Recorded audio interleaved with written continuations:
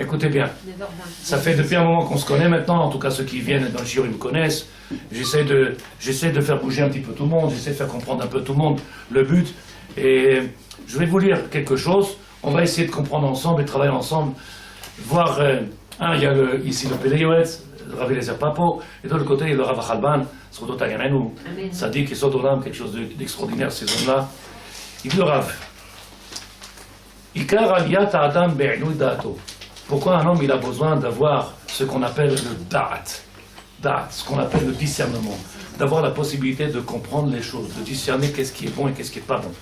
Dans le dehors dans lequel on est, dans ce monde dans lequel on est, on a une des grandes difficultés de savoir ce qui est bon, tov, vera, caché. C'est pour ça que je vous ai dit, si vous vous rappelez Shabbat, oui, Shabbat, j'ai dit que le Rav Shlomo a expliqué quelque chose d'extraordinaire. Le jour de Purim, on fait boire tous les gens qui ont le da'at léger. Ceux qui n'ont pas la possibilité d'avoir le discernement, de comprendre les choses, de savoir où il est le bien et le mal, le jour de Purim, on a dit que toutes les tfilotes, ils sont acceptés par Hachem. Toutes les tfilotes. Toutes les tfilotes, ils sont acceptés. Mais quand quelqu'un ne sait pas ce qui est bon pour lui, il peut demander n'importe quoi et se faire du mal. Quelqu'un qui n'est pas fait pour la richesse, qui demande la richesse, c'est pas bon pour lui, il risque d'avoir des problèmes. Quelqu'un qui demande quelque chose qu'il ne peut pas avoir, s'il ne le sait pas, il aura des problèmes. La richesse, ça peut être une xéra. La pauvreté peut être une xéra, mais elle peut être vécue pour quelqu'un d'autre extraordinaire. La richesse, elle peut être vécue extraordinaire. Il y a des gens qui savent faire, ils ont été faits pour ça, et Akadosh Baruch Hu leur a donné pour eux. Mais si quelqu'un d'autre veut prendre la place d'un autre, il ne peut pas. Alors le Rav, il dit comme ça, en tout cas, la Gemara dit dans Megillah, qu'est-ce qu'on fait? Cet homme-là qui a cet esprit qui est simple, qu'on ne peut pas malheureusement, qu'est-ce qu'on fait? On lui donnera à boire pour que cet homme-là, il prie le moins possible, qu'il demande le moins possible, pour qu'on n'ait pas à avoir de problème de ses demandes à lui. Est-ce que vous avez compris? Donc, a priori, qui est-ce qui peut demander des choses? Celui qui a l'esprit saint. Celui qui voit clair, il sait ce qui est bon pour nous. Alors quand il demande, il demande. Nous, on va, on dit, ah, donne-moi, je veux, on demande à Hachem, donne-moi, je veux. Là, il faut te dire, si tu veux tout ça, c'est pas bon. Ça va te faire du mal. Donc là, il y a marqué, dans ce monde-là, comment on voit si un homme y grandit? Par rapport à quoi? C'est à ce potentiel qu'il a de discernement et de compréhension. Comment on voit qu'est-ce que c'est un tzaddik dans ce monde-là? Comment on peut repérer un tzaddik? Pourquoi les gens y courent? Quels que soient les hommes dans ce monde-là, ils courent après les tzaddikim. Je dis tzaddikim amitiim, bien entendu. Celui qui émet, il y a dans ce monde-là des tzaddikim amitiim. N'importe qui, il court après eux. Des politiciens, des gens intellectuels, tout le monde, il court après eux. Même des médecins, ils courent après eux. Donne-moi la guérison. Le médecin, il lui demande. Yeshlam da'at. La tête posée sur les épaules, ils savent exactement pourquoi, ils comprennent les choses. Il dit le Rav, הדברים האלה, בהם סובבים סביב הקריאה לעילוי הדעת והרחבתם. צרננו להראות שהשפעת עילוי הדעת היא רבה מאוד. Combien elle est importante quand quelqu'un il a les épaules, la tête sur les épaules. Demandez un conseil à quelqu'un qui est léger dans la tête. J'ai un problème avec mes enfants. Qu'est-ce que tu en penses? Mais tu leur donnes des claques et tu vas voir, ils vont rester tranquilles. Tu les attaches tu les mets dans un cagibi. C'est pas à lui qu'il faut demander. C'est sûrement pas à lui. L'autre il dit, mais moi, monsieur le rabbin, c'est mon 3e divorce, je vais vous expliquer, les femmes, c'est toutes les mêmes. Et l'autre il dit, tu peux m'expliquer comment on fait, Sadik? C'est pas chaud, il y a des gens avec qui on peut demander, il y a des gens il faut éviter, on ne demande pas n'importe qui. Qui est celui qui a da'at, celui qui comprend les choses, celui qui est proche d'Hachem. Donc le Rav il dit, Al-Klai Tarot Adam, Kach le'avi ta'am nosav sheorech et reshek alev, le'achnis asmo la'avoda binyan ze. Nous on parle maintenant de tzadikim, l'avodat Hachem. On est tous concernés par la même chose. Et on est en train de tous faire la même chose, qu'on appelle avodat Hachem. C'est quoi avodat Hachem? En train de servir le nom du divin pour le dévoiler dans le monde. C'est le but. Avoda, on sert qui? Hachem, le nom du divin. C'est faire en sorte que le divin se dévoile dans le monde. Qui est-ce qui peut le faire s'il n'a pas l'esprit? S'il ne comprend pas. Alors il... Ah non, mais moi je mange cachère, hein, et moi je suis, et moi. On t'a pas demandé ce que tu fais. On t'a demandé est-ce que tu as compris pourquoi et où on va. Qu'est-ce qu'on doit faire? Quel est le but? Ce matin, on a dévoilé, au nom du Ramchal. Et ça vaut le coup, si vous voulez voir, dans le Ta'at ou de vos notes, le livre de... Comment? Magnifique. Il est magnifique, je t'abarre chez vous. J'ai fait cadeau, donc c'est magnifique. Là-bas, le Ramchal, Rabbi Chaim Luzzatto, il dit quelque chose d'extraordinaire. Les nations, toutes les nations, pourquoi ils nous veulent du mal? Pourquoi ils veulent du mal? Je vous explique. Ils savent que la bracha, elle doit venir par nous. Ils savent, toutes les nations, ils savent que la bracha doit venir par nous. Mais ils disent, puisque vous êtes préoccupés par autre chose, vous préférez les plages de Eilat, et vous préférez le monde de la matière, et vous préférez... Alors, il faut bien que quelqu'un nous apporte la bracha dans ce monde-là. On veut maintenant une autre nation à votre place. Quelqu'un qui serait prêt à assumer sa responsabilité. Rabbi Chaim Luzzatto. On voudrait qu'il vienne une nation qui prenne sur elle cette charge-là, qui comprend que vous êtes le peuple élu, vous êtes ce peuple qui puisse ouvrir tous les robinets, faire descendre le shefa, l'abondance dans le monde. Par qui vient la bracha? Par nous. Mais sinon on n'a pas de date, et sinon on est là comme ça. Ouais, mais c'est trop dur, ouais, mais c'est trop compliqué, puis qu'ils se mettent d'accord, puis c'est toujours la même chose. Ils attendent, mais qu'est-ce qu'ils diraient? C'est pas shoot, ils sont en train de... Vous voulez pas faire le boulot? On va trouver une nation, il y a les témoins de la Java, il y en a plein qui veulent être la nation élue, et qui voudraient prendre notre place. Alors qu'on a un srout, on a été choisi pour ça. Il dit le Rav, si vous ne comprenez pas, vous me dites.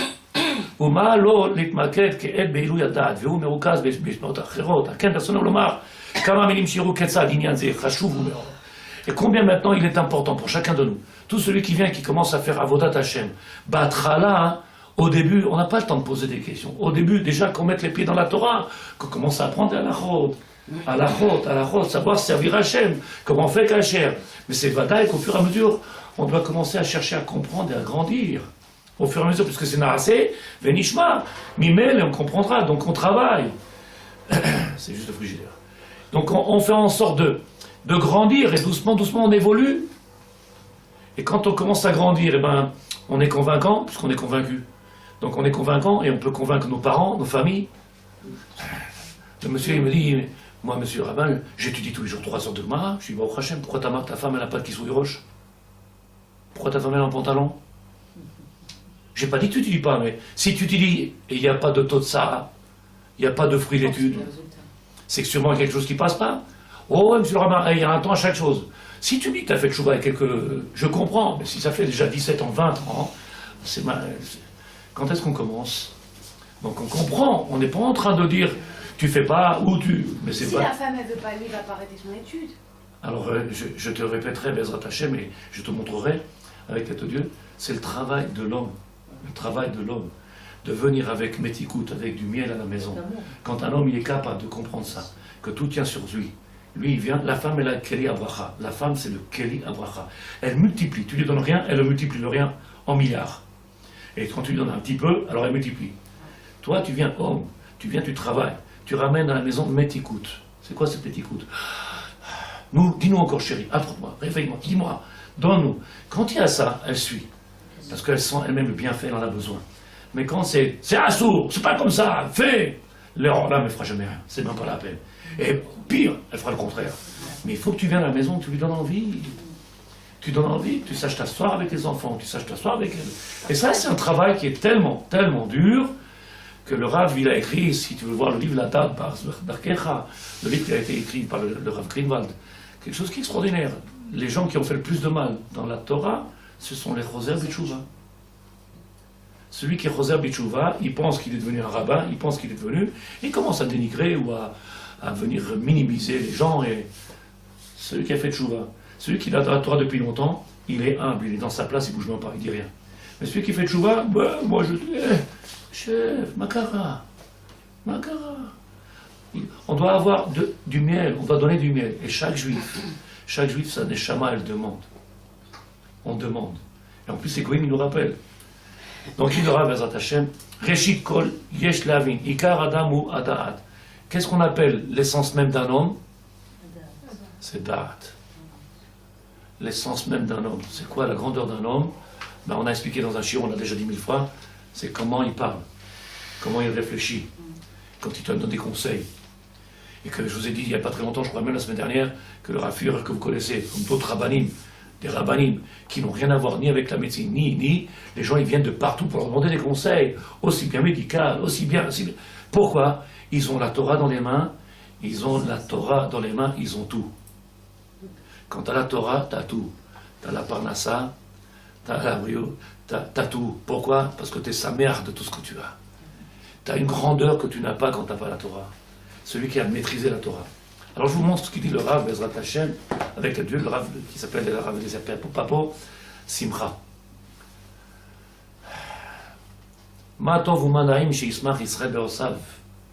Si vous avez compris que il y a des gens qui sont heureux comme ça, tu demandes comment il peut être heureux, avec tous les problèmes qu'ils ont, avec tout ce qu'ils ont sur leurs épaules. Et t'en as qui ont un tout petit problème, ils deviennent durs et... Il aura Matov ou Manaim, Shishmar Israël Beosav Simcha Shemizva. Celui qui comprend qu'il est en train d'accomplir la Vodat Hashem, quelle joie il a de savoir qu'il est en train d'accomplir la Vodat Hashem. Quelle joie qu'on peut avoir quand on sait qu'on est en train de servir Hashem. Al-Kol Mizva ou Mizva Sheose, Yariv Yismach Yoter Vyoter. À chaque fois qu'il rajoute une Mizva, encore plus de joie. Encore plus. Comme s'il avait trouvé des trésors. Il le Rav. Kol advarim ma'el, toutes ces paroles que l'on dit à Mesurim lalev, tzrichim ezer alev. Puisqu'ils dépendent du cœur, et c'est le cours de Shabbat qu'on a fait, 13 fois dans la paracha de Vayekel, c'est marqué le mot lev, lev, lev, 13 fois de suite. 13 c'est la notion de ahava, et c'est la notion de echad, 13. Donc on a répété. Tout ce qui dépend du cœur a besoin de l'aide du cœur. On ne peut pas faire les mitzvot s'il n'y a pas le cœur. Donc on a besoin du cœur. Entre guillemets, faire une mitzvah sans cœur, c'est pas chose. Donc le Rav dit, אם יאמרו לאדם שירא והוא אינו ירא, לא יוכל לראות, וכן רזר דרך, יאמרו לו ושירא והוא ירא, או יאמרו שיסתער או שלא יסתער, ישמח או שלא ישמח וכדומה. Qu'on puisse venir dire à un homme, réjouis-toi, crains, ça dit qu'il y a des choses qu'on ne peut pas faire. Ou alors, je l'ai dit dans le chiour, le calendrier dit aujourd'hui c'est Shabbat. Malheureusement, il y en a qui rentrent dans le calendrier de force. C'est Shabbat. Et donc, ça nous est imposé, c'est pas quelque chose qu'on est en train de vivre. C'est pas quelque chose qu'on a. On peut faire des mitzvot et ne pas les vivre. On peut rentrer dans Shabbat et ne pas vivre. On peut rentrer dans ce qu'on appelle quelque chose de grand, le mariage, et passer à côté. Passer à côté. Le Rav dit, à l'aider marchavot teorot. Comment on fait pour aider? Il faut qu'un homme il ait des marchavot, des pensées, comme la femme, des pensées teorot. Travailler sur cette pensée-là. Et c'est pour ça qu'on a dit 1 million de fois, il est indispensable d'étudier dans ce monde-là tout ce qui s'appelle Moussar, tout ce qui s'appelle Chassidut, ce qui vient donner à Tarata Marshava, avoir des pensées bonnes, que l'esprit soit propre, qu'on n'ait pas de mauvaises pensées, qu'on n'est pas en train de critiquer notre prochain, il s'est passé quelque chose et j'en étais sûr, ça vient de sa part à lui. Qu'est-ce qui se passe? Pourquoi ces mots-là? D'où ça vient? Pourquoi l'esprit est si tordu que ça? Le Rav dit Ve'achai eten libo. Je ne sais pas si vous connaissez les mots. Achai. Achai, c'est le vivant. Normalement, quand quelqu'un est mort, il n'y a plus de cœur. Il y a marqué quand il est vivant, alors il donnera son cœur. C'est-à-dire qu'il y a des gens qui sont sûrement debout. Et... Le vivant considérera la joie qu'il éprouverait s'il trouverait un grand trésor. Imagine maintenant qu'on vient te donner un grand trésor. Quel simcha tu dois avoir. Comment tu dois être maintenant. Quand tu viens trouver cette matana extraordinaire qui nous a donné le maître du monde. La première matana, on va voir. Là, avec laquelle que le maître lui-même, il est venu nous choisir à nous et qui nous a donné à nous ce potentiel, ce srout-là. C'est pas n'importe qui. Le maître du monde lui-même, il est venu nous donner à nous ce srout-là, ce mérite-là, ce potentiel-là. Il t'a donné ce mérite-là. Et l'autre, il te demande, ouais, il ne faut pas bousculer. Chacun dans son temps et chacun est... C'est que tu n'as pas compris le mérite que tu as. Qu'est-ce qui te manque? Da'at. Qu'est-ce qui manque? Da'at. Il a du mal à palper le srout. Il a du mal à sentir. Il a du mal. Ve'en lev. Si une qui n'est pas d'accord, vous me dites. Comment on pourrait voir quelqu'un qui fait 3 mitzvot et qui n'est pas saméach? Comment c'est possible? Quelqu'un qui travaille dans la Vodat Hashem, du matin au soir, il fait mitzvot, bien entendu, il travaille, il a tout, comme tout le monde, mais au Hachem, et il n'a pas de simcha. Comment c'est possible? De force, et sans le cœur. Si on fait Nassé Vénishma, on n'est pas forcément obligé de comprendre ce qu'on fait, on le fait parce qu'on sait qu'il faut le Mais faire. on aura obligatoirement la simcha. Il y en a qui le font et qui ne sont pas forcément à Simra, ils savent que voilà, pour faire comme ça. Alors on vient de dire que, Belle force. regarde, je recommence encore une fois pour te montrer qu'est-ce qui a marqué. Matov Manaim Shismach Israël Beosav Simcha Shel Mitzvah. Tout faire avec Quand on fait tout par habitude, c'est vrai qu'il n'y a pas de cœur et il n'y a pas de joie. Mais quand quelqu'un il se renouvelle à chaque jour, parce qu'il grandit, parce qu'il étudie, il commence à maîtriser les choses. Donc au fur et à mesure qu'il grandit, chaque fois qu'il fait la mitzvah, même si c'est la même, 3 fois par jour, 10 fois par jour, à chaque fois il a une joie différente. À chaque fois. Et toute une vie, on refait les mêmes. Alors ça devient monotone. Ça devient monotone. Comment? Je t'abarre chez nous. Tu étais là, tu as chez nous? Je t'abarre chez nous. Tu as trouvé la mouche? Qu'est-ce qu'on lui dit? acheter un attrape-mouche. C'est pas chaud, Bémet. Et c'est ça qui amène la tristesse dans le monde. C'est qu'il y a de quoi avoir une grande simcha, et on voit tout le contraire. Les gens ils courent chez les rabbinim du matin au soir. Faites-moi une bracha, faites-moi une bracha, faites-moi une bracha. Qu'est-ce qu'il y a du matin au soir? Il y a la queue chez les rabbinim, il y a la queue chez les médecins, il y a la queue chez les... Donne-moi une bracha, donne-moi une bracha, donne-moi une bracha. Il y a des rabbinis. Al-kol mitzvah ou mitzvah chez aussi. Chaque mitzvah que l'on fait, elle ramène cette joie. Elle remplit l'homme de joie. Il se marre, il se réjouit. Mais l'habitude, le train-train, là, tout ça, blilev. Donc dit le Rav, Katavnu, le Harizal il écrit, Baruch Elokeinu shebaranu lechodo. Merci, Maître du monde, qui nous a créés pour son honneur. En son honneur, il nous a créés pour venir dévoiler son kavod à lui.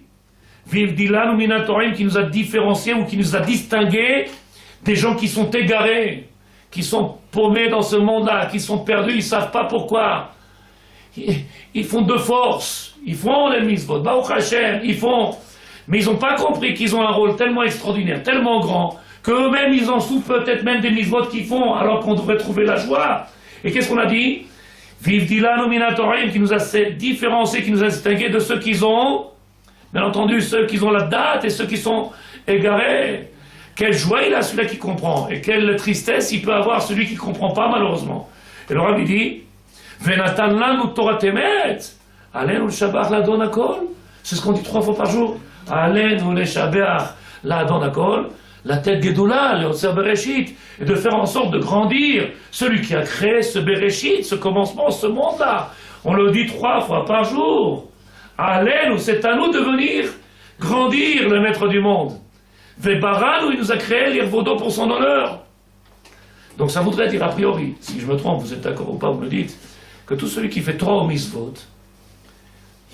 il devrait avoir cette, comment on appelle ça, ce feu-là qui est à l'intérieur de lui, ce feu-là, et non pas être dans une passivité, avoir cette envie-là de dévoiler le divin, de grandir le divin. C'est quelque chose qui vient à l'intérieur de lui. Et puis le Rav, au nom du Harizal, Ismach Israël Simcha Rabba, le peuple d'Israël se réjouira de grande joie, chez où Omed les Saref et Tzilou Minas Refa Ve'asaou Meler. De savoir qu'on pourrait arriver pas loin d'un feu, et que le maître du monde, il nous attrape, il nous sort de ce feu-là, il nous protège. Pourquoi? En français, je vous explique. Traduction. On peut arriver tous les jours à quelque chose de catastrophique, et qu'est-ce qu'il fait le maître du monde dans sa bonté, dans son amour, dans sa miséricorde? Les 13 attributs de miséricorde d'Hachem, qu'est-ce qu'il fait? À chaque fois, il nous sort. À chaque fois, il nous sort. Vous vous rappelez, qu'est-ce qu'il a fait le maître du monde au matin de Torah? Il a mis la montagne sur le peuple d'Israël. Il a dit, si vous n'acceptez pas la Torah, ici, c'est la fin du monde. C'est la fin pour vous. Ici, vous allez mourir. Alors, où vous prenez la Torah? Et tout le monde, qu'est-ce qu'on a dit? Alors, on a pris la Torah de force. Donc, c'est une contrainte. On l'a pris de force, et c'est peut-être pour ça que les gens, quand on oblige quelqu'un, qu'est-ce qu'il fait? Il fait le contraire. Mais comme on n'est pas conscient du srout qu'on a, parce qu'un juif, quand il n'a pas de Torah, il va obligatoirement à l'assimilation. C'est quoi l'assimilation de Sadiki? Quand quelqu'un n'a pas de Torah, il se donne tout seul la mort, tout seul il va, tout seul. Un juif, il peut faire toujours, toute sa vie, il peut faire tchouva, vadaï, toute sa vie. Et combien ils sont partis, ils sont assimilés aujourd'hui. Alors le maître du monde, il a dit, où vous prenez la Torah, c'est pas moi qui vais vous tuer. C'est vous-même. C'est vous-même. C'est pas chaud, tu l'as dit tout seul, tu comprends? Un juif qui n'a pas de Torah, qu'est-ce que tu vois? Regarde-le de tes yeux. Tu lui parles, tu lui expliques, même dans nos familles, même proche de nous. Il n'est pas là, il réfléchit comme un non-juif, il pense comme un non-juif. Il est déconnecté de cette dimension qu'on a ici, de cette grandeur-là. Qui est-ce qui a fait la mort? Le maître du monde? Si tu prends pas cette Torah-là, c'est fini pour toi. Et donc, qu'est-ce qu'il a dit le Rav? On a besoin maintenant de comprendre combien il faut commencer à grandir. Et que le fait de venir à la synagogue, et qu'aujourd'hui, il y en a qui ils se vantent de faire beaucoup de mitzvot, et il y en a qui ils ont du mal à faire la Torah en mitzvot. C'est que tous, a priori, ils ont du mal à comprendre c'est quoi le but. Que celui qui fait beaucoup, quand la carotte, c'est bien. Celui qui fait pas beaucoup, peut-être qu'il a besoin de toi. Parce qu'on est Am Israël, Ichud Israël, l'unité. Aujourd'hui, on est dans un monde de compétition à celui qui fait mieux que l'autre, à celui qui mange plus que mieux. Alors que le but, et je vous rappelle une chose, si vous comprenez tout, je vous ai dit comme ça, on a ramené ici dans Chio, les épreuves, ce qu'on appelle aujourd'hui plus des épreuves, on appelle des tests. Il n'y a pas d'épreuves. Puisque quand on prend la voiture, on l'emmène là-bas, il y a marqué test, il te dit si elle est bonne pour mettre sur la route, ou s'il faut l'arrêter. Oui, c'est un test. C'est-à-dire, tu viens, on te dit, voilà, le moteur il fonctionne, tout fonctionne normalement, alors elle peut continuer à rouler. Quand ça ne fonctionne pas normalement, qu'est-ce qu'on dit? Stop, ça dit que ça devrait être dangereux. Et c'est vadaï, c'est bien dangereux, quelqu'un qui... Donc c'est pas une épreuve qu'on passe, c'est des tests, et à chaque fois, on voit qu'on est encore valable et on peut grandir. Donc ici, on a vu les tests et les mitzvot, ils ont le même but. Les tests. Plus on fait des mitzvot, mais étrangement, on a de plus en plus de tests. J'ai remarqué que plus on fait des mitzvot, plus on a des tests. Des mitzvot, ok. Des mitzvot, Oui. on est tout le temps. Je ne sais pas comment vous expliquer. Rabbi, Des fois, il y a... je te dis, Rabbi Yonatan Béchis, dans Hérode Vache, Rabbi Yonatan Béchis, d'abord il faut savoir que celui qui est aimé par Hachem, alors il a des tests dans sa vie. Celui qui n'a pas de test dans sa vie, il faut qu'il s'inquiète. Celui-là, c'est pas normal, c'est qu'il est blessé. Et deuxièmement, le fait d'avoir des tests en permanence. Alors, bien entendu, le Béchis, il le dit, malheureusement. Un juif, si on le laisse tranquille, il s'oublie. Il oublie Hachem. Il s'oublie, il oublie Hachem. Tu le laisses tranquille, tu donnes sa bonne parnassa. Il n'a pas besoin de prier. Il n'a pas besoin d'appeler. Il est tranquille. Il s'achète sa maison dans la campagne. Il achète des bœufs. Il commence à faire son lait, c'est fini. Et après lui aussi, il fait la même chose. Dans le lait, Il devient bleu. La même chose. on rumine. Je ne sais pas si tu comprends tout ce que je dis. Si, j'ai C'est pas très bien saisi. C'est pas chose. Alors si tu veux, il y a des choses qui sont peut-être des fois personnelles, il faut demander au rabbinim. Mais c'est pas shoot. Comme ça, Rabbi Natan Béchis écrit dans son livre Arot de Fâche, chaque épreuve, à peine on l'a fini, il y en a une autre qui vient tout de suite. Alors ça ne rejoint pas peut-être le côté de manque d'âge, de manque de réflexion. Pour faire grandir. On a besoin. C'est que les taux là. Hakol Tova. Il dit le Rav, et je vais finir avec ça, Bezrat Hashem. Il dit le Rav, Alen ou le Shabeach, les Sarev et Tzlou. Qui est serait fa. Oh. S'il y a quelque chose que vous n'avez pas compris dans ce que j'ai dit ici, au nom du Harizal, béni celui qui nous a donné le potentiel, qui nous a distingué, qui nous a donné à nous ce potentiel de venir les Shabeach, la Donakol, chez l'Oasan qui Goyer Asot, qui nous a pas fait comme toutes les autres nations qui sont collées à la terre. Qu'est-ce qu'ils font les gens? Qu'est-ce qu'ils font toutes ces autres nations? Dans quoi ils sont? Par quoi ils sont préoccupés? La matière. Alors que nous on donne une rachivou à ce monde-là. On a une valeur à la vie, une valeur aux enfants, une valeur de... Chaque petite chose dans ce monde-là, il est grand pour nous. Il n'y a pas de petite chose. Chaque petite chose, elle devient grande. Il y en a qui ont tout et qui pensent qu'ils n'ont rien. Il y en a qui ont un tout petit peu, ils sont heureux. Pourquoi? Yesh da'at. Est-ce que quelqu'un a une question sur ce que je viens de dire? Est-ce que quelqu'un a une question? Est-ce que quelqu'un a la question? Tout ce que je viens de dire, c'est Par simple. rapport à la Simcha, ça se présente comment la Simcha? Parce qu'on a toujours la Simcha. Bien même s'il y a des tests, La simcha, la vraie simcha, on a toujours la Simcha. malheureusement, j'aurais bien voulu te dire tu as raison. Celui qui n'a pas d'âge, je ne sais pas de quoi il peut joyeux. Celui qui n'a pas, je ne comprendrai pas de quoi il est joyeux. Il y a des gens qui ont une tmimout, il y a des gens qui sont tam, qui sont je ne dis pas des gens simples, mais des gens comme nos parents, à l'époque de nos parents, ils avaient une émouna dans la simplicité totale. Donc ils n'avaient pas toujours cette picoute aujourd'hui qu'il y a, et pourquoi, et comment. Aujourd'hui, il y a tellement de connaissances, et tellement de savoir que même quand le Rav dit quelque chose, les gens ils veulent rajouter toujours ce qu'il dit le Rav, c'est pas au Hachem. Avant, le Rav parlait, on acceptait, c'était... Le monde, il s'est parti d'un extrême à l'autre. Alors avant, ils avaient une simcha qui venait de leur simplicité. Aujourd'hui, il n'y a plus de gens simples, ou très peu de ce monde-là. Donc, avoir cette simcha continuelle tous les jours, c'est très peu de gens. Le Rov, il est malade, ça décale. Le Rov. Les gens dans ce monde-là aujourd'hui, ils n'ont pas cette simcha. Ils veulent toujours et encore. Et encore. Et encore. Quand est-ce que l'homme il est content? C'est quand il est encore il augmente ce qu'il a. Je rajoute et je rajoute. Mais si, Béhémet, c'est comme ça s'écrit dans le Rav Wolbe, dans le Aléchour. Le monde de la simcha dans lequel on est aujourd'hui s'appelle Olam Shel Dimayon. C'est une simcha, c'est une joie qui est éphémère, qui maintenant, tu crois elle est là, mais elle n'est pas là. Quand est-ce qu'il y a la vraie simcha? C'est quand elle devient spirituelle. Quand on commence à grandir spirituellement, à ce moment-là, on est heureux. La preuve même, c'est que nos rabbinim, en tout cas, on va parler de certains que tu connais, ils étaient à 11 ou 12 dans un 2 pièces.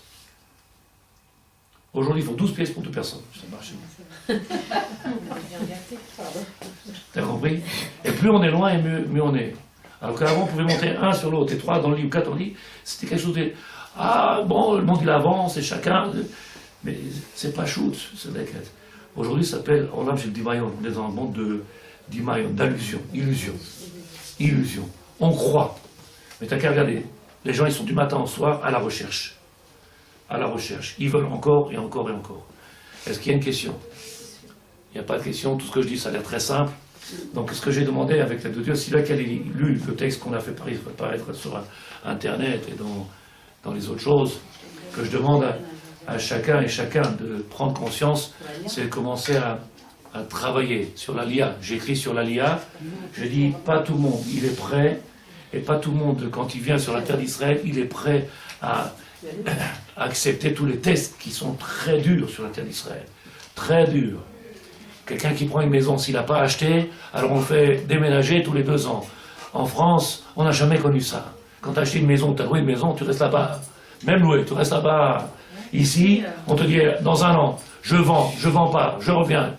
Tout est compliqué. Enlève le carton, recommence, et pour le travail, et pour la santé, et tout.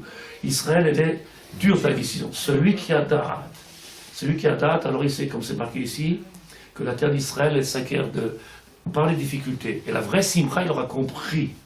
Il aura compris quand il aura ce date-là. Sinon, il souffrira.